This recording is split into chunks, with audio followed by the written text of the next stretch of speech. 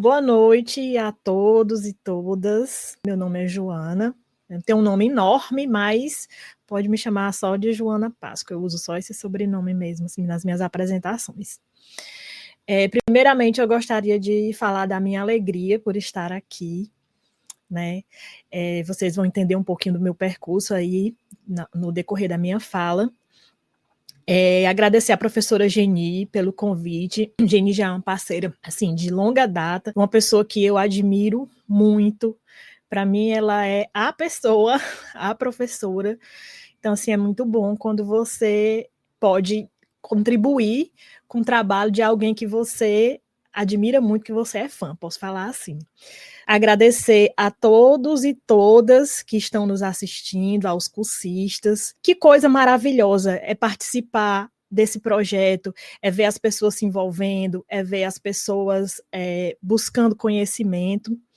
Isso é muito rico e muito caro, muito precioso para mim, e vocês vão já entender por quê. Vou me auto-descrever. Sou uma mulher de pele clara, tenho cabelos castanhos com algumas mechas mais claras, né, mais loiras. Meu cabelo é liso, atualmente está um cabelo muito grande, enorme, na altura da cintura. Eu tenho olhos também castanhos esverdeados. Hoje eu estou usando um batom rosa bem clarinho, hoje eu estou discreta. Quem me conhece de outros momentos, de outras lives, sabe que eu sou adepta de um batom bem escuro, mas hoje eu estou branda. Estou usando uns brinquinhos de pérola para combinar com a minha blusa, que é uma blusa branca, e estou com um colete de xadrez por cima da minha blusa branca. Atrás de mim eu tenho uma estante com os meus livros preferidos, com uma placa do Projeto Cocriando, com alguns livros de inclusão, algumas flores aqui atrás de mim. E eu estou aqui no meu ambiente de leitura. Aqui é a minha apresentação, né? Eu fiz uma mini bio mesmo, realmente, não coloquei muita coisa, só minhas atuações principais no momento. E dentre elas aí eu destaco que eu sou mãe atípica, né? E pessoa neurodivergente, cuja essa neurodivergência eu só fui descobrir na idade adulta, justamente por conta de ser mãe atípica. E o ser mãe atípica é o que me trouxe hoje aqui nessa live, certo? O ser mãe atípica é que colocou a minha vida por caminhos que culminaram no meu envolvimento com a educação inclusiva. Então, gente, gostaria de iniciar aí esse módulo 5, né, que se eu não me engano é o último módulo desse curso maravilhoso. O módulo 5 que se chama Base da Intervenção na Atenção Precoce. E aí eu já destaquei também a palavra intervenção e atenção precoce, e daqui a pouco eu vou explicar melhor para vocês. E o objetivo desse módulo é aprofundar o estudo das estruturas teóricas e metodológicas que sustentam a atenção precoce, destacando a influência dos fatores familiares e o papel da educação infantil no desenvolvimento das crianças na sociedade contemporânea. E aí eu destaquei também dois pontos importantes desse objetivo. A influência dos fatores familiares e o papel da educação infantil. Muito se foi falado no decorrer das lives, né, sobre a questão da família, do empoderamento, do protagonismo da família nesse processo da atenção precoce. Então, hoje aqui eu resolvi fazer uma apresentação um pouco diferente, porque eu vou mesclar tanto alguns pontos como pesquisadora, né, do que eu contribuí com o módulo, mas também eu vou falar da minha experiência como família, né, que é uma experiência, que é uma realidade, que foi a minha realidade. Eu reconheço que tem outras realidades diferentes também dentro desse universo aí da infância. E eu vou mesclar aí essa questão da minha experiência e também vou falar do papel da educação infantil, não como educadora, mas como mãe que sentiu, né, na sua família, o efeito do papel da educação inclusiva aí na vida do seu filho. Então, eu vou mesclar aí essas minhas duas nuances, né? O da pesquisadora da área, da educadora e da mãe, da família. E aí, antes de iniciar a minha fala aqui propriamente dita, eu gostaria de fazer uma pequena enquete com vocês. Quem aqui, eu vou até diminuir a tela para eu ver se tem resposta aqui do lado. Quem aqui, antes de iniciar esse curso, já tinha ouvido falar no termo estimulação precoce? Alguém aqui já tinha ouvido falar em estimulação precoce? Responda aí no chat. Quero saber. Alguém já tinha ouvido falar? Alguém já conhecia? Né? Alguém já passou por uma situação de estimulação precoce na família? Muito bem. Aqui tem sim, sim, não, sim, sim. Ok. Ok. E o termo intervenção precoce? Vejam que o primeiro que eu perguntei foi estimulação. Intervenção. Alguém já ouviu falar no termo intervenção precoce? Já tinha ouvido falar antes ou leu alguma coisa sobre, ou no seu processo aí, seu percurso formativo, já estudou alguma coisa?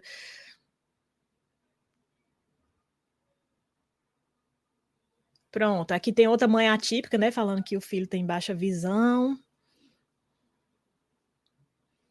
Gente, tem muita mãe da área da educação e tem gente que é até de outras áreas que, como foi o meu caso, né, que é uma área correlata à educação, que é a biblioteconomia, mas que eu mergulhei nesse universo da educação, eu vejo que tem muitas mães que também fazem esse mesmo trajeto, aí, esse mesmo percurso. Bom, tem alguns sims e alguns nãos, né? Tá bem equilibrado aqui. Eu confesso que eu nunca tinha ouvido falar, nem num termo e nem no outro. E também que eu não sabia diferenciar eles, até que no dia 25 de maio de 2011, essa pessoa aí charmosa e linda, que está aparecendo aí na tela de vocês, o perfil dele, entrou na minha vida através do dom da maternidade. E como foi aí essa maternidade, né? Tão sonhada, que desde criança, por isso que eu falei do poema da Júlia, né? Desde criança eu tinha esse sonho de ter uma família e de ser mãe. E aí ele chegou para mim, uma criança prematura de 34 semanas, não era um prematuro extremo, mas também não era uma criança a termo, pesando pouco mais de 2 quilos. Ele teve que fazer a sua primeira cirurgia, do total de 8 cirurgias que ele já fez, ele teve que fazer a sua primeira cirurgia no segundo dia de nascido. E depois, assim, aconteceram várias coisas, né? Tanto que ele passou 3 meses internado na UTI neonatal e seu primeiro ano de vida foi praticamente também internado em um outro hospital. E aí, nesse trajeto aí, foi descoberto que ele é uma criança sindrômica, tem uma síndrome chamada de síndrome de Charge. Charge é um acrônimo, cada letra representa uma má formação. Hoje em dia, continua como síndrome de Charge porque é conhecido, mas se fosse aumentar o acrônimo, teria muito mais letras, né? Porque tem muitos outros sintomas aí nessa síndrome. E também, aos 3 anos de idade, ele foi diagnosticado como uma criança neurodivergente com autismo e TDAH, né? Que dizem que um raio não cai 2 vezes no mesmo local, mas aqui na minha casa caiu esse raio aí da neurodivergência, caiu forte. Certo? E aí, dentro da UTI neonatal ainda, mais precisamente quando ele tinha 4 dias de nascido, eu conheci esse termo estimulação precoce. Foi-me dito que ele precisaria de estimulação precoce. E eu fiquei mais perdida do que eu já estava, né? Porque ninguém se prepara para ser mãe num contexto típico, muito menos, por mais que você leia, que você vá atrás, que você faça curso, mas a experiência da maternidade é uma experiência prática, né? E muito menos ainda de lidar com uma criança sindrômica e com neurodivergência.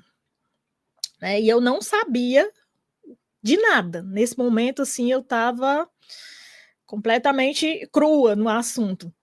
Né? E eu tive que procurar, estudar e ir atrás, porque o que foi me dito de estimulação precoce, que é um protocolo que é aplicado na UTI neonatal para todas as crianças prematuras. Isso é um protocolo da área da saúde, certo? Que inicia na UTI neonatal para todas as crianças prematuras, porque elas são crianças que estão potencialmente numa situação de risco. Algumas com risco real, como o meu, que já nasceu sindrômico, outras por conta somente da prematuridade, que pode deixar algumas sequelas na vida da criança.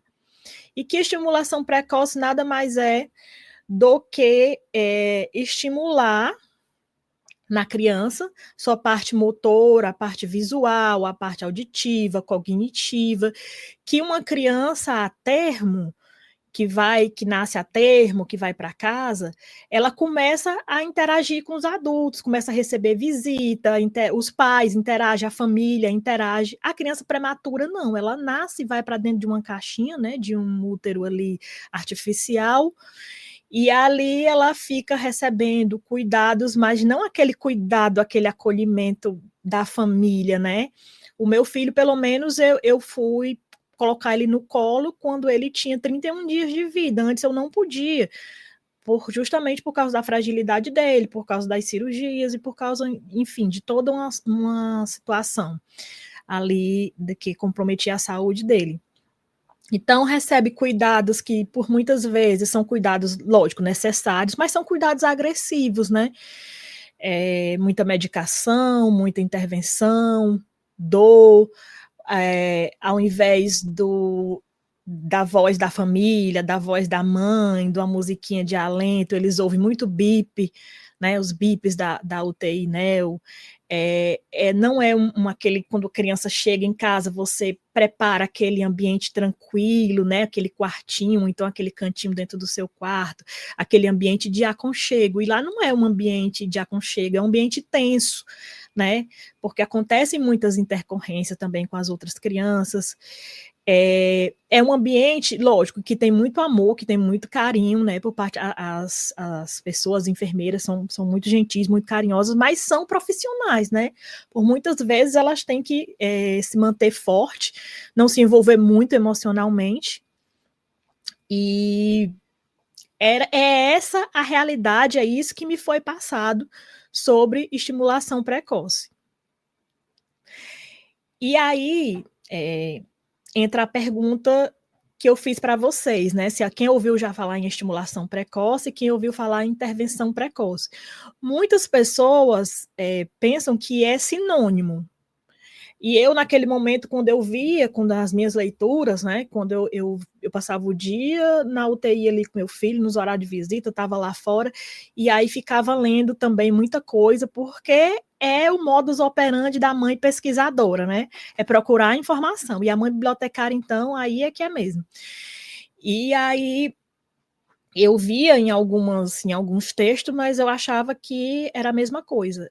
E não é. Quando eu fui me aprofundar, né, quando eu entrei assim, nesse universo aí da educação inclusiva, eu vi que são termos assim diferentes que têm marcos teóricos e fazem parte de modelos diferentes.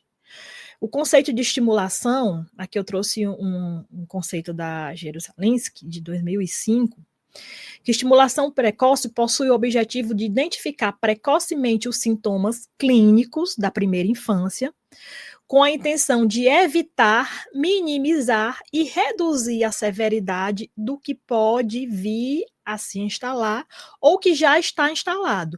Ou seja, esse conceito da estimulação exatamente vem ao encontro daquilo que me foi dito. Né? Que é para essa intervenção, ela visa aí evitar, reduzir, minimizar a severidade do que pode vir a ser, no caso da criança apenas prematura, e também do que já está instalado, né, por conta de intercorrências da própria prematuridade, ou então em crianças que já nascem sindrômicas, como a minha. E aí ela fala, identificar precocemente sintomas clínicos. Aí essa parte da estimulação precoce, esse termo e essa concepção de estimulação precoce, ela faz parte, está inserida em um modelo chamado modelo médico, que é um modelo de intervenção, digamos assim, pautado na questão médica, apenas na questão da saúde. O que é visto nesse modelo? É visto o que se procura nesse modelo? Os déficits do sujeito, né? Os déficits daquela criança. Aqui ela já tem o que está estabelecido, o que pode vir a ser. E é um modelo também que ele está fortemente atrelado à questão da cura, da reabilitação, de consertar aquela pessoa, certo? Já o modelo de intervenção, eu trouxe aqui uma definição do Dunst e do Brander, de 2002, a definição diz aqui que é um conjunto de serviços, apoios e recursos que são necessários para responder tanto às necessidades de cada criança quanto às necessidades de sua família, sempre visando a promoção do desenvolvimento infantil. Então, entre um nome aqui que eu acabei não destacando, mas que é o carro-chefe desse modelo, que são as famílias. Também não tem aqui nessa definição, mas é defendido fortemente por esses autores, que é a questão da multidisciplinaridade, que a multidisciplinaridade que extrapola o modelo médico, né, que inicialmente era o médico e psicólogo e depois os terapeutas, né, terapeuta ocupacional, fisioterapeuta, e fonoaudiólogos. E esse modelo de intervenção, ele ultrapassa a questão apenas da estimulação precoce, apenas da questão da saúde, apenas do modelo médico. Ele é tido como um modelo social. Então, a intervenção é como um guarda-chuva, ele é imenso. Mas no caso da estimulação precoce, ela fica de fora? Não, gente, ela não fica, certo? A questão do atendimento, das terapias, aí é bom também não confundir. A questão de terapias, do atendimento médico, de várias especialidades médicas, ela é importante e para algumas crianças, como é o caso do meu filho, é fundamental, é crucial. Só que aqui a questão não é nem o médico e a equipe multidisciplinar. A questão é como se vê a criança como sujeito e a família como protagonista dessa intervenção. Porque, veja bem, a criança vai ao médico, a consulta dura o quê? 15 minutos, meia hora, 40 minutos a 1 hora, numa consulta particular, que você paga bem caro, não é? vai numa terapia de 20, 30, 40 minutos, isso inicialmente, né?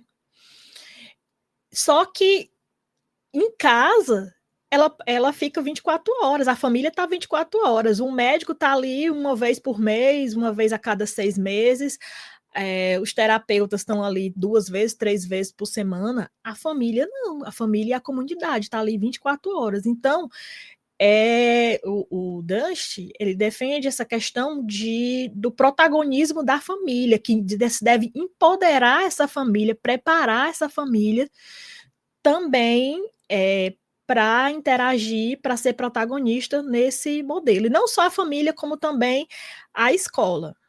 Vamos já chegar lá. E aqui eu trouxe um breve histórico da atenção precoce. Certo? Os primeiros modelos de atenção precoce, eles datam aí dos anos de 1900. Na verdade, até um pouco antes disso, né? Final do século XIX, início do século XX. E esses primeiros modelos aí estavam muito ligados à questão da institucionalização, da normalização e da reabilitação. Institucionalização, aqui não confundir com o sistema manicomial, certo? Eram instituições onde as crianças, né, que nasciam defeituosas, né, existia esse termo nessa época, as crianças defeituosas, que antes não recebiam nenhum apoio, muitas eram mortas e existia também, a medicina também não era tão avançada, então essas crianças não chegavam nem a evoluir, muitas dessas crianças, outras também passavam por um preconceito grande, né, que como fosse um castigo, até hoje existe uma visão capacitista com relação a isso, mas antes era bem mais, certo? E esses primeiros modelos aí que começaram a prestar atendimento a essas crianças, né, principalmente no início dos anos de 1900, aí depois da Segunda Guerra Mundial, onde os soldados feridos, né, machucados, por uma questão de honrar mesmo a atuação deles ali na guerra, muitas nações instituíram aí também instituições que visava essa questão da reabilitação. E aí, nessa pegando, digamos assim, uma carona aí com esse boom aí da reabilitação, aí teve o surgimento também o surgimento e o fortalecimento das profissões dos terapeutas, né? O fisioterapeuta, o terapeuta ocupacional, a enfermagem também ganhou muita ênfase também nesse período aí. E aí, depois, passado o boom da guerra, se fortaleceu mais ainda essa questão de ver as crianças defeituosas, né? As crianças que já nasciam com isso. E eram instituições que, às vezes, os pais visitavam, podiam visitar, mas a criança, ela morava lá mesmo, né? E como era a atuação dessa instituição? Ela visualizava, né? Principalmente essa questão da reabilitação e da normalização, ou seja, tornar a criança defeituosa normal ou mais próxima da normalidade possível. Às vezes se tinha muita evolução nesse modelo, sim, se tinha algumas evoluções, mas se sabe que algumas crianças, principalmente era um modelo muito severo, né, e também muitas da sintomatologia, né, do comportamento das crianças, então não era bem compreendido, era tido como birra também, eles tinham uma forma muito rígida, não era uma forma carinhosa, a criança não estava no ambiente familiar, não estava com os pais, a criança era internada, era como se fosse meio que um hospital, escola, uma instituição terapêutica, né? Isso se via ali principalmente na Rússia, nos países do leste europeu, né, na conhecida União Soviética, e também em menor quantidade, pontualmente, nos Estados Unidos.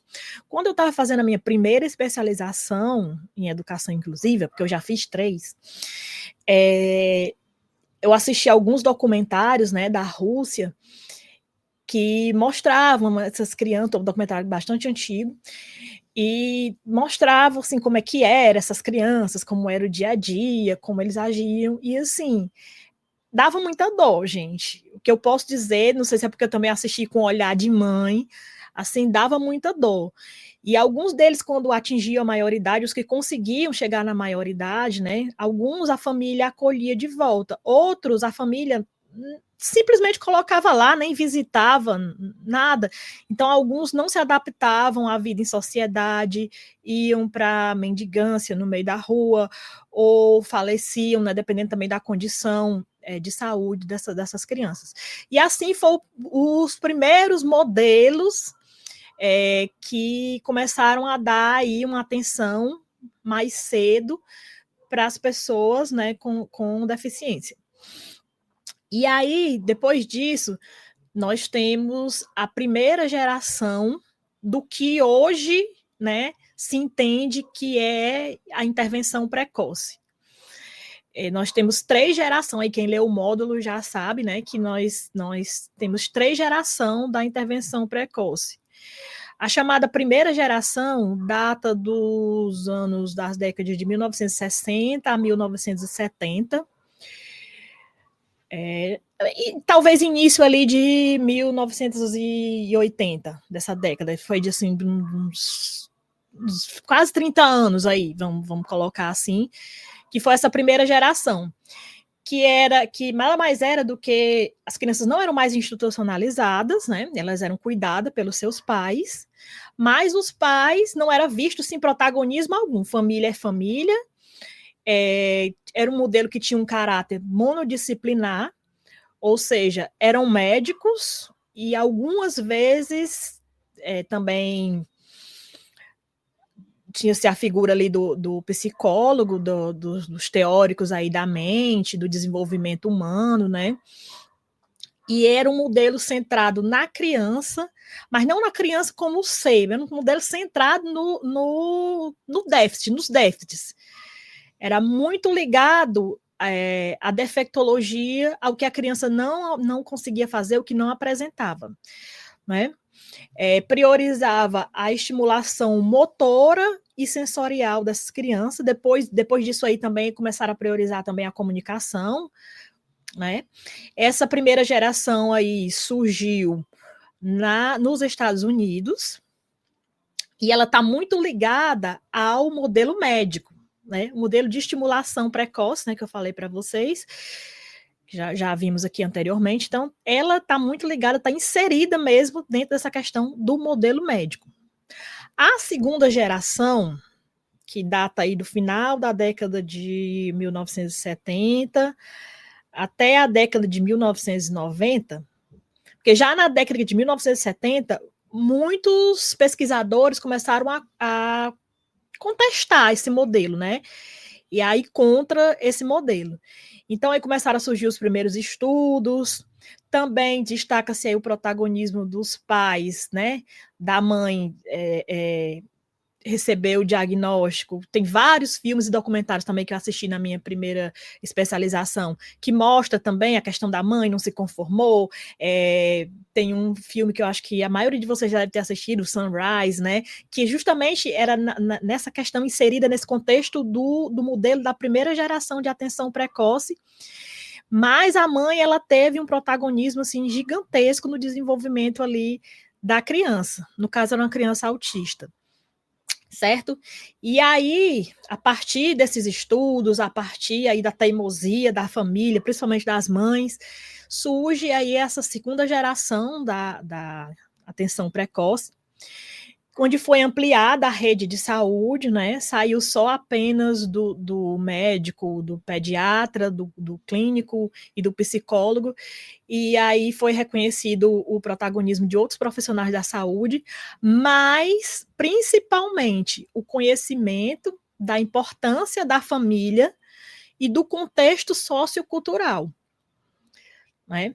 Depois de toda essa questão do desenvolvimento da família, aí começou-se a se reconhecer aí essa questão. Não vou dizer que a família entrou aí nesse modelo como protagonista. Muitos autores até colocam que a segunda geração é como se fosse uma geração de transição entre a primeira geração, que era pautada no modelo médico, e a terceira geração, que é pautada no modelo social. né? Então, essa foi uma geração de transição, foi quando começou a ser aceito essa ideia da família, do contexto sociocultural da criança. O principal marco teórico vem aí com a psicologia do desenvolvimento e com a abordagem bioecológica, e aí como talvez um dos autores mais expressivos aí dentro desse marco teórico, nós temos o Bronfenbrenner.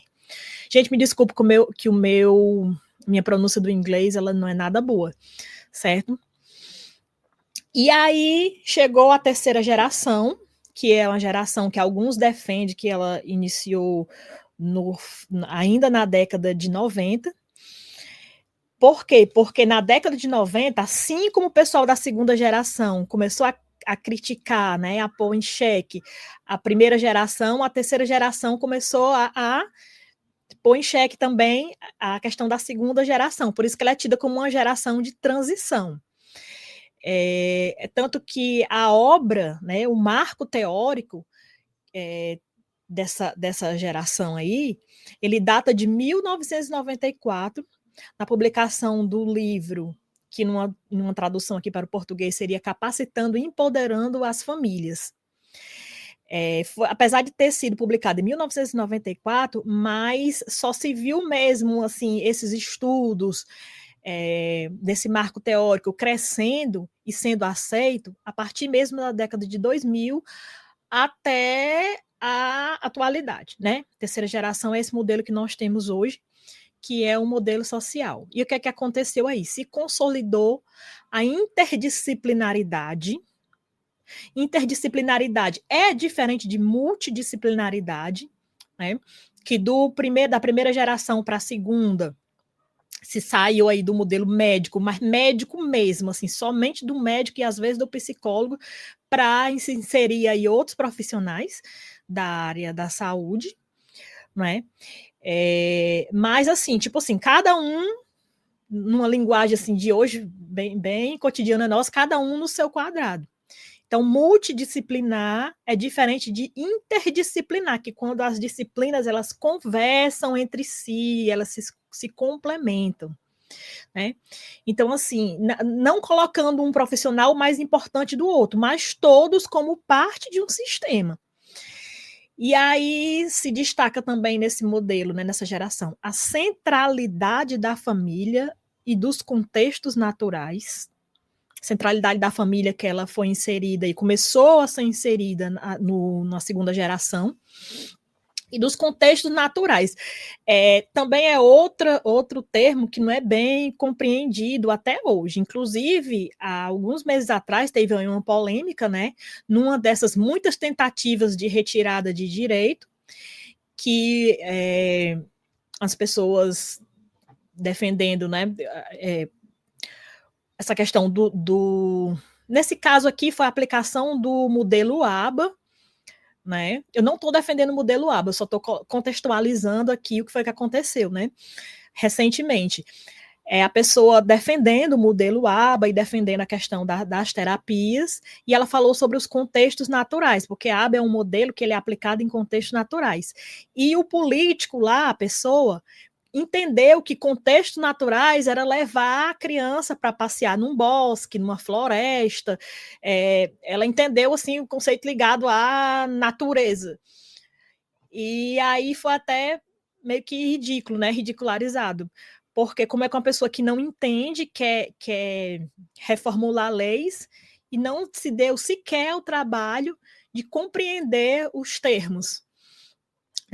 Então, os contextos naturais, o que são esses contextos naturais? São os contextos onde acontecem os comportamentos, são os contextos onde a criança se desenvolve.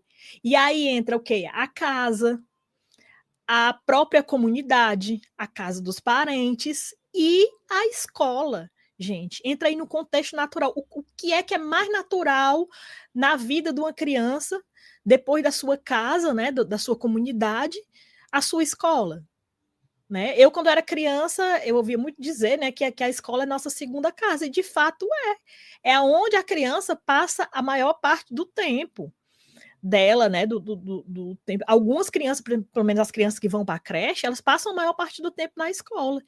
Então, assim, saiu do internamento, foi para a clínica e depois, nessa terceira geração, se expandiu para todo o contexto da criança.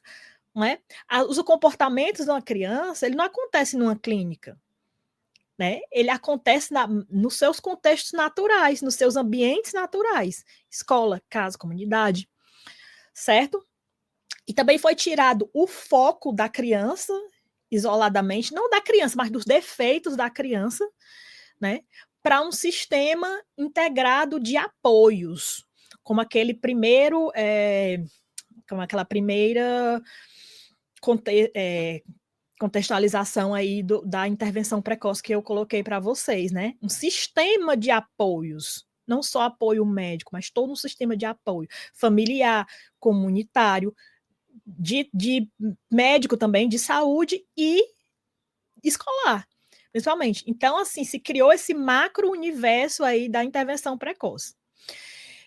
Segundo o Dust, né, tem 4 pilares principais aí da intervenção precoce, que é a abordagem multidisciplinar. Aqui eu coloquei multidisciplinar, mas na verdade o certo mesmo é interdisciplinar. Não adianta você colocar várias pessoas dentro aí do contexto da criança se elas não se comunicam entre si. Tem que haver essa comunicação, essa liga, né? Envolve profissionais da saúde, da educação e da assistência social. Para identificar e atender as necessidades específicas da criança e de sua família, porque uma vez que você atende às necessidades da família, né, eu falei que o testemunho meu que eu vou trazer aqui, ele não é a realidade de todo mundo, nem todo mundo tem esse viés de ser pesquisador, nem toda família teve acesso a uma boa educação, então a família, muitas famílias, ela tem que ser apoiadas realmente, né, tanto no conhecimento como no lidar com essa criança. Tem o foco no desenvolvimento, antes, como eu falei, né, o foco era a cura, era consertar os defeitos, era a reabilitação. Hoje o foco é o desenvolvimento da criança, né? Visa fortalecer as habilidades de comunicação, motoras, sociais e emocionais através de atividades direcionadas. A inclusão da família, né? Da orientação dos pais, que eu acabei de falar, né? Família como parte importante, e o aproveitamento do ambiente natural, né? Que eu também já falei, que utiliza, né, o dia a dia da criança, incluindo o ambiente familiar, escolar, dentro do contexto das intervenções. Intervenções acontecendo não só em clínica, mas em casa e na escola. Pronto. Aí, como é que foi na prática? Vou repetir novamente que essa prática que eu vou falar não é da realidade de todo mundo, foi na minha prática, né, com o meu filho. Ele iniciou a estimulação precoce com a equipe multidisciplinar.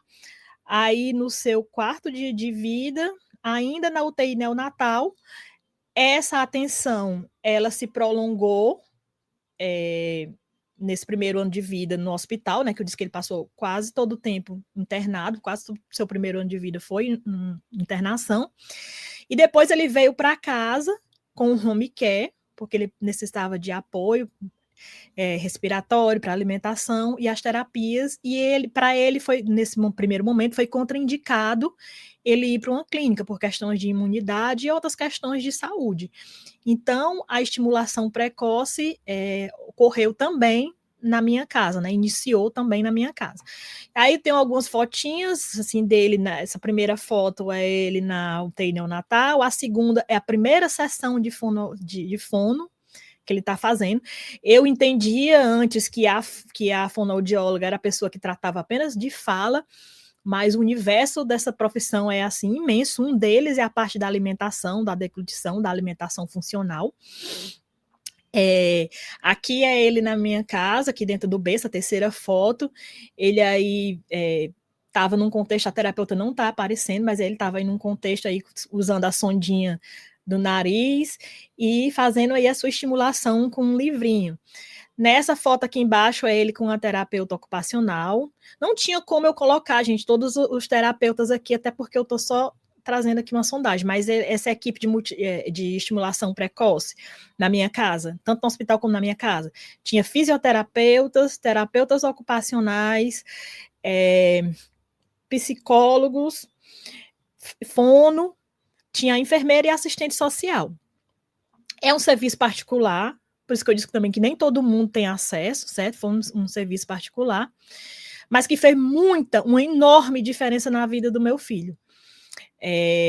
Para vocês terem uma ideia, eu cheguei a ouvir coisas como: seu filho nunca vai andar, seu filho nunca vai falar, se ele sobreviver, ele vai vegetar numa cama, ele esqueça o ideal daquela criança que você sonhou, mas você é jovem, você e seu marido, vocês podem ter outros filhos. Ou seja, eu vi coisas que invalidaram, que inviabilizaram completamente o meu filho, né? Ele foi visto como déficit, como doença, né? E aí, essa estimulação que ele recebeu, lembrando que eu falei que nós estamos no terceiro modelo, né? Mas na prática não é bem assim, porque a primeira contato que se tem com a estimulação precoce, isso há 14 anos atrás, eu não sei hoje, não posso falar de hoje, mas o primeiro contato que se tinha era o contato visando realmente, claro, qualidade de vida, né? Mas também visando muito a questão da reabilitação. Só que eu tinha essa assistente, essa terapeuta ocupacional aqui, foi um ponto fora da curva, né? Que ela me falava muito sobre a educação, inclusive foi uma das primeiras pessoas, quando meu filho tinha 2 anos de idade, que começou a suspeitar que ele também era autista, né, devido às coisas, muitas coisas que ele apresentava no seu comportamento não eram características da síndrome, não eram somente características da síndrome dele. E ela tinha esse viés também. Lógico, ela não atuava como uma educadora, mas ela tinha esse viés também da educação, de trazer livros, de trazer letras, de inserir arte, de trabalhar com tintas, de trabalhar com atividades lúdicas. Hoje em dia, a maioria das terapeutas ocupacionais, elas trabalham muito com isso, mas nem sempre foi assim também, certo? A terapia ocupacional, por excelência, no início, ela tratava somente a questão das ocupações, né? O que são essas ocupações? Da reabilitação, da pessoa poder se pentear, comer, da pessoa... Ocupações são as atividades de vida diária. E, assim, quais são as ocupações que um bebê recém-nascido tem? Nenhuma. Né? Então, ela foca muito, a estimulação precoce na terapia ocupacional, foca muito, ela se parece muito com um modelo mais pedagógico. É tanto que as terapeutas ocupacionais, a gente diz que ama, né? Já teve algumas que fizeram aí doutorado com ela e mestrado, e assim, elas têm muito esse viés também na educação, e foi ela que me apresentou o universo da educação inclusiva. Sim, foi uma terapeuta ocupacional que me apresentou o universo da educação inclusiva. E depois disso, veio uma grande amiga minha, que é a Juliana Santana, que era, nessa época, ela era uma mestranda, orientanda da professora Geni. Aliás, ela tinha acabado de entrar no doutorado, ela era orientanda da professora Geni. Foi aí que eu conheci, tive esse presente na minha vida de conhecer a Geni.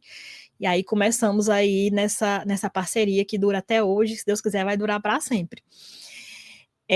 Mas, tirando essa terapeuta ocupacional, a estimulação precoce que meu filho teve acesso foi estritamente uma estimulação mais parecida com o modelo médico, né? E as coisas que eu ouvi também foram coisas que estão dentro dessa questão cultural do modelo médico. E eu acredito que muitas mães também já passaram por isso, tiveram essa experiência negativa de ouvir essas coisas negativas. É tanto que quando eu levei, né, quando a TO, ela me mordeu aí com esse bichinho aí da educação inclusiva, que eu levei essa possibilidade para o neurologista, que não é o neurologista que atende ele hoje, era um outro neurologista, ele colocou assim, para quê, mãe? Para colocar a criança em risco? Você sabe que o seu filho tem imunidade baixa, você sabe que ele não tem o mesmo potencial cognitivo das crianças da mesma idade, né? Então ele pode sofrer, ele pode ser incompreendido pelas outras crianças, ele pode se lesionar, ele pode passar mal na escola, e quem é que vai acompanhar? né? Isso. Então eu fiquei aí nesse dilema. Mas deu certo, viu, gente? A questão da escola deu certo. E assim, por que é que o modelo médico não é suficiente? Quando eu coloco isso, modelo médico não é suficiente, entendo que eu não estou tirando a importância do médico e da equipe multidisciplinar, nem muito menos da estimulação precoce. Eu só estou querendo dizer que o modelo médico, ele não é suficiente, ele é muito importante, principalmente para crianças, a intervenção médica ela é muito importante, principalmente para crianças como o meu filho, que realmente, de fato, tinham coisas que precisavam ser corrigidas, mas aqui o que se critica não é a atuação do médico nem das equipes de saúde, é a visão do modelo médico que só vê a deficiência, que só vê o déficit, só vê o que está faltando, só vê que os problemas, não vê a potencialidade daquela criança, não vê a criança como ser. Isso eu estou falando da minha experiência que iniciou há 14 anos atrás, né? Hoje tem médicos maravilhosos, inclusive já mudou muito, eles já interagem muito com a equipe multidisciplinar. Inclusive, o neurologista atual do meu filho, assim como outros médicos que acompanham eles, são assim maravilhosos e não estão assim, não até os médicos estão saindo da questão da importância do modelo médico e estão vendo mais o ser, a criança. Por que esse modelo ele não é suficiente? Porque a criança é um ser de direitos. Né? Teve uma live aqui, se não me engano, da professora Simone Calandrini, que ela falou muito sobre essa questão da criança ser um ser de direitos. O direito de ser, porque ela é um ser humano, ela tem sua individualidade. Ela, mesmo com deficiência intelectual, mas ela é uma pessoa. Ela é ímpar. Ela não é igual a ninguém. Ela tem a sua individualidade, né? E muitas crianças também que apresentam alguma síndrome ou paralisia cerebral, ou qualquer que seja o seu, né, os seus déficits, mas são crianças que apresentam também potencialidade, são crianças que têm um cognitivo preservado, algumas crianças têm um cognitivo preservado, umas até são muito inteligentes, não sei se alguém assistiu aquele filme Meu Pé Esquerdo, que a criança, por ter paralisia cerebral, né, um comprometimento motor, ela ficava jogada ali no chão enquanto os outros recebiam a educação e ele aprendeu a ler e a escrever praticamente sozinho. Então tem isso, a criança tem o direito de ser, de pertencer e tem o direito à educação, certo? E a criança também é um ser social. Ela não é só aquele momento da clínica, ela é uma criança que tem família, que convive numa comunidade e que tem a necessidade, independente de qualquer déficit que ela tenha, mas ela tem a necessidade da convivência com os pares, né, com as crianças de mesma idade. E aí eu resolvi colocar meu filho na escola.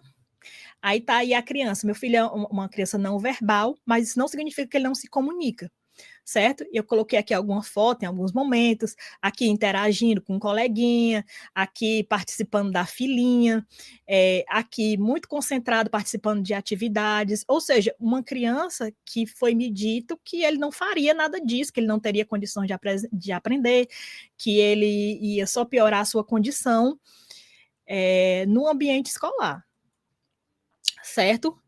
E aí eu quero dizer que a escola é um divisor de água na vida das crianças com deficiência e também das suas famílias.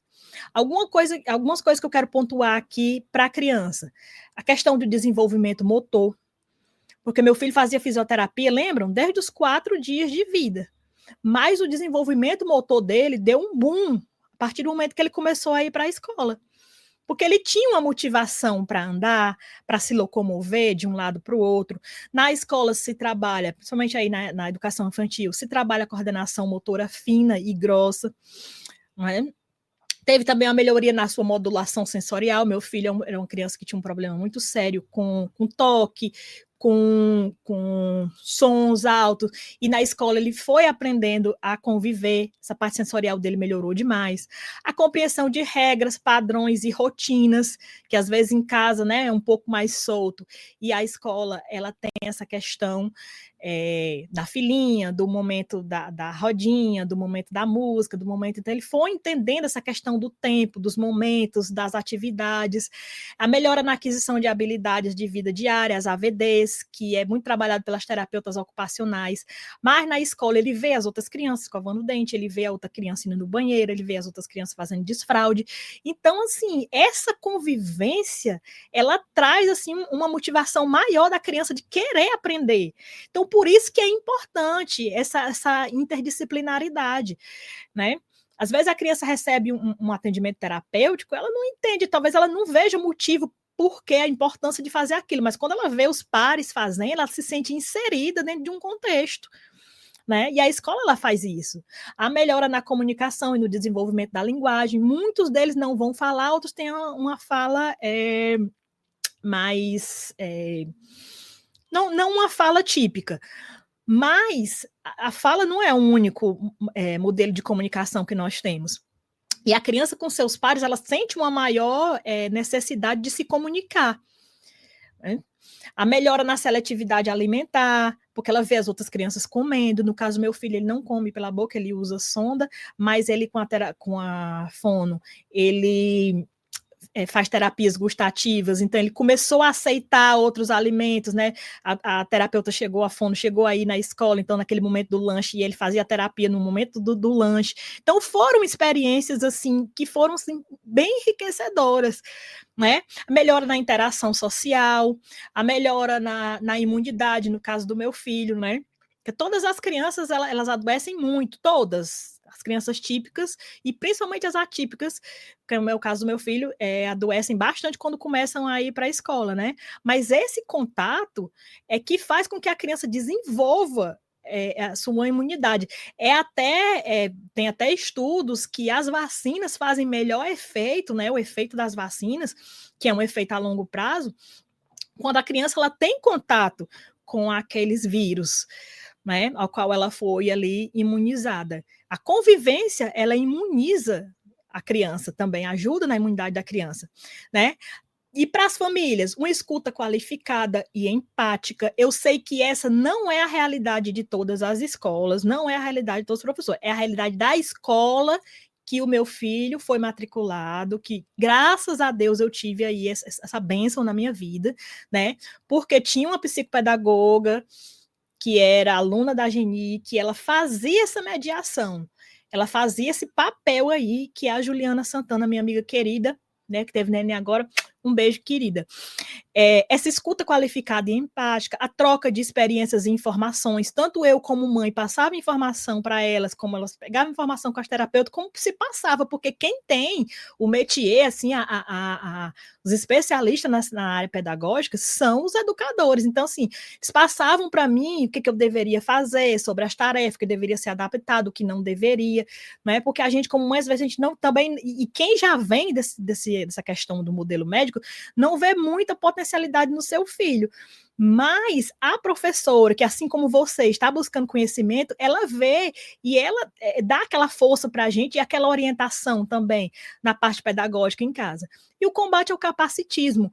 Por quê, gente? Porque principalmente nessa escola, né? A gente tinha muitos momentos, tanto entre as mães atípicas quanto com as mães típicas e atípicas, como também com toda a equipe da escola. Então, essa troca, não é? Principalmente das famílias típicas, conhecendo, e os filhos falando sobre a criança que eles conviviam e tudo, e dando show, e dando aula de inclusão. E aí se foi caindo por terra muita das ideias capacitistas. Eu, pelo menos, não me lembro, quando eu era criança, de ter convivido nos meus anos escolares com nenhuma criança com deficiência, nenhum adolescente com deficiência. Eu vim estudar, ser colega de classe de pessoas com deficiência já na universidade, certo? E mesmo assim foram só 2. Um na graduação e um no mestrado. Né? Então, assim, as pessoas da minha geração, da geração da maioria dos que estão aqui, não tinham esse contato com criança, não, a gente não sabia, era um outro contexto, a criança com deficiência, ela nem era inserida no contexto social, e muitas vezes nem no contexto familiar, certo? Alguns desafios vou passando aqui porque já estão me apressando. Desafios no âmbito das políticas públicas. Você vê aí que eu estudei aqui bastante modelos, e aí tem um modelo que a professora até trouxe, Ana Maria, não vou me alongar nisso aqui não, a professora Ana Maria até trouxe na live passada, né, que em Portugal começa com a política pública. Aliás, começa na educação, mas assim, aquela coisa muito pulverizada, cada um faz a sua parte. Existe a multidisciplinaridade, mas não existe a interdisciplinaridade. E a política pública, ela trouxe justamente essa possibilidade, isso no modelo lá de Portugal, né, e no modelo europeu, a questão da interdisciplinaridade, né? Então, de um lado tem os serviços médicos, do outro lado tem as terapias, e no centro o contexto familiar, comunitário, a creche e a AMA, que no caso seria os cuidadores, né? E aí no centro a família. Então tem todo esse contexto aqui, né? Que foi fomentado pela política pública.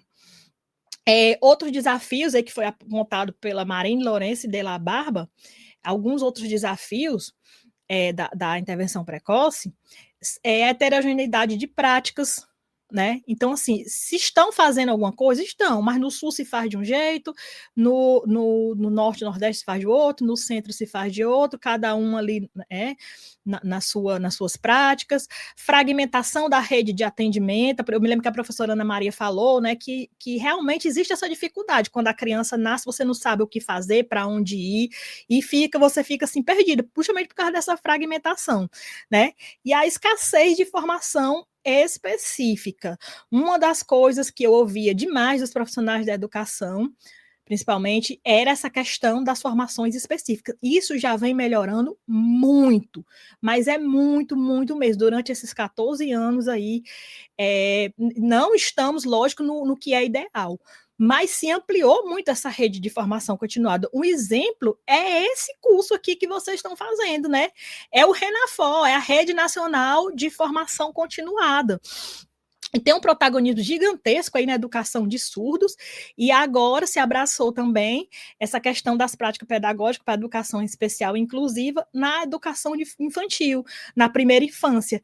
E aí atrelada aí ao conceito de intervenção precoce. E políticas públicas, apesar de a gente já ter políticas públicas, né, tanto amparo legal internacional como nacional, tem aí a Lei Brasileira de Inclusão também, que foi assim, um divisor de águas, mas nós tivemos aí no ano passado, né, essa lei que instituiu a Política Nacional de Atendimento Educacional Especializado à criança de 0 a 3 anos, ou seja, a chamada Lei da Atenção Precoce.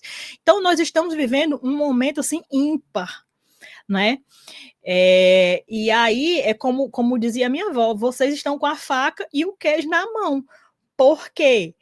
Não é o ideal ainda, mas está muito diferente do que era quando eu comecei a estudar, que minha primeira especialização foi paga, foi caríssima, não é? E não tinha, talvez não tinha metade da informação que vocês estão tendo acesso agora, certo? E aí, para finalizar, fica como sugestão principalmente para vocês que são da área da educação intrinsecamente, né? Eu senti muita dificuldade nas pesquisas quando fui pesquisar sobre esse tema, né? É um tema na literatura científica aqui do Brasil ainda muito incipiente, a questão da atenção precoce. Na educação, eu achei muita coisa da área da saúde, mas na área da educação, a literatura ainda é um pouco incipiente, principalmente em língua portuguesa. Então, aí fica aí como sugestão, né, de estudo, sistema integrado de intervenção precoce, né, como é o modelo aí internacional, o papel da educação infantil nos planos de intervenção precoce, porque a educação infantil é parte integrante e muitíssimo importante nesse contexto da intervenção precoce. Intervenção precoce em creche, né, fazer estudo de caso, já que está sendo mais inserido agora, e tem esse amparo legal agora, a partir aí do ano passado, então, vamos fazer estudo de caso.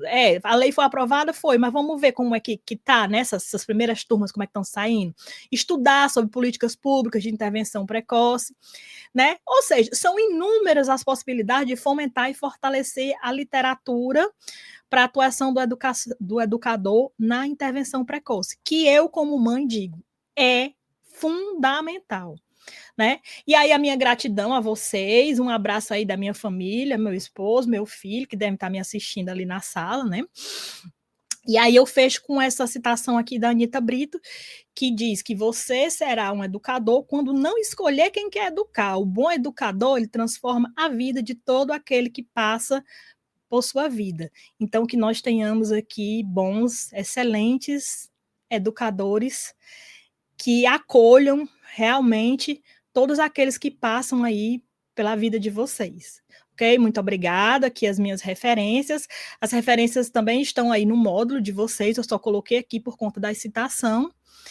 E é isso, pessoal. Quem tiver alguma dúvida, tanto para mim como para a professora Conceição, pode aí colocar no chat, ou quiser tiver alguma pergunta, que no final nós vamos ter esse momento aí de interação. Agora eu vou fazer também o papel da mediadora, vou chamar a tela a professora Conceição da Liberdade para ela iniciar aqui a fala dela.